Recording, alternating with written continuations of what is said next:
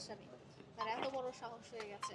আমরা ন্যায় বিচার পাবো ইনশাল্লাহ। আমরা পুলিশ প্রশাসনের কাছে এসেছি এবং আশা করছি পুলিশ প্রশাসন আমাদেরকে সর্বোচ্চ সাপোর্ট করবে, সব সময় যেরকম করেছে। প্রিন্স মামুনকে আমরা জিজ্ঞাসা করেছিলাম যে আপনি এই ঘটনা ঘটিয়েছেন, সে বলছে পুরো পরিকল্পনা আমাকে ফাঁসানোর জন্য এই কাজটা পরিকল্পনা করা হয়েছে। হলে কেন পরিকল্পনা হবে? আমরা তো নিজেরা, আপনারা যদি আজ পর্যন্ত দেখেন, একটা বারও আমরা প্রিন্স মামুনের গায়ে হাত তোলা থেকে কিছুই করিনি, কখনোই করিনি এবং করবোও না। কারণ আমরা আইনের প্রতি শ্রদ্ধাশীল। আমাদের সাথে যে অন্যায় হয়েছে, আমরা আইনের কাছে আসছি, আদালতের কাছে আসছি। আমরা আমাদের বিচার কার্য যেভাবে চলছে আমরা সেভাবে আছি। আমরা কিন্তু তাকে যে কোনো রকম হ্যাসেল, কিন্তু সে আমার বাসায় আসছে, অবৈধ প্রবেশ করেছে, আমাকে মারপিট করেছে, আমাকে রাস্তাঘাটে মারপিট করেছে, সব কিছু কিন্তু দৃশ্যমান।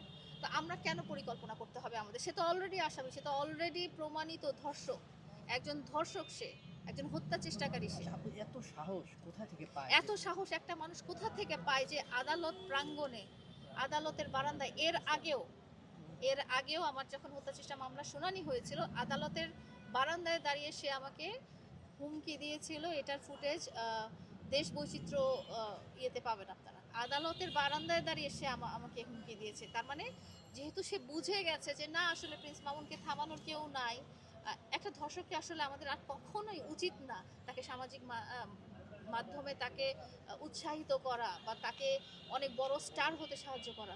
সে একজন অপরাধী, সে একজন অন্যায়কারী, সে একজন হত্যা চেষ্টাকারী এবং সবগুলোতেই চার্জশিট এসেছে। কোনটাতে চার্জশিট আসেনি আপনি বলেন? তার এগেনস্টে যতগুলো মামলা হয়েছে সবগুলোতে সে চার্জশিট না, এবং সবগুলোতে চার্জ ফ্রেম হয়েছে। কেন হলো? অপরাধ তো নিশ্চয়ই আচ্ছা আপু, এসেছে। আমরা লাইভে অনেক কমেন্ট দেখেছি যে এতদিন পাওয়ারে চলতে হচ্ছে লাইলাপুর, পাওয়ারে চলতে প্রিন্স মামুন, কিন্তু এখন কার পাওয়ার? এরকম কি তার চেয়ে বড় কোনো এখন সে পাওয়ার এসেছে না? বেপরোয়া হয়ে গেছে, বেপরোয়া হয়ে গেছে। সে ভেবেছে কি আর হবে, আমাকে তো কেউ ধরবে না, আমি তো ধরা ছোঁয়ার বাইরে, আমি তো ধরা ছাওয়ার বাইরে চলে আসছি। আমি ক্রমাগত অপরাধ করে যাব, আমাকে কি করবে? বড় হইলে একটা জিডি দিবে, একটা মামলা দিবে, আমি আসবো, শুনানি করবো, চলে যাবো। তার ধারণাটা এরকমই। নাহলে এত বড় সাহস একটা সাধারণ মানুষকে করতে পারে না। আমরা বাদী, আমরা আদালতে আসি ভয়ে ভয়ে, সর্বোচ্চ কি করি, সর্বোচ্চ সম্মানের সাথে।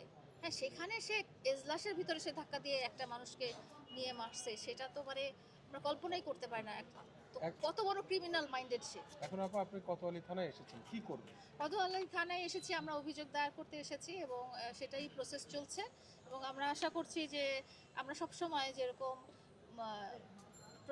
আইন প্রশাসনের সাহায্য পেয়েছি, আমরা আশা করছি যে এবারও পাবো।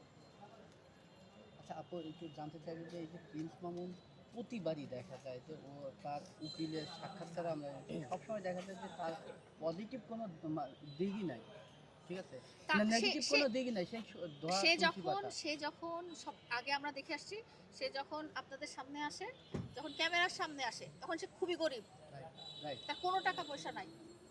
সে খুবই গরিব, তার কোনো টাকা পয়সা নেই, সে অসহায়, সে শিশু, তার প্রতিবন্ধী পরিবার, এইসব সে তুলে ধরে।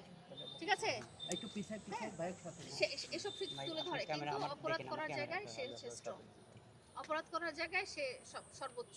তার আচ্ছা, বিএমডাব্লিউ গাড়ি আছে, তার 50 লক্ষ টাকা দামের ঘড়ি আছে, তার বসুন্ধরায় বাড়ি আছে।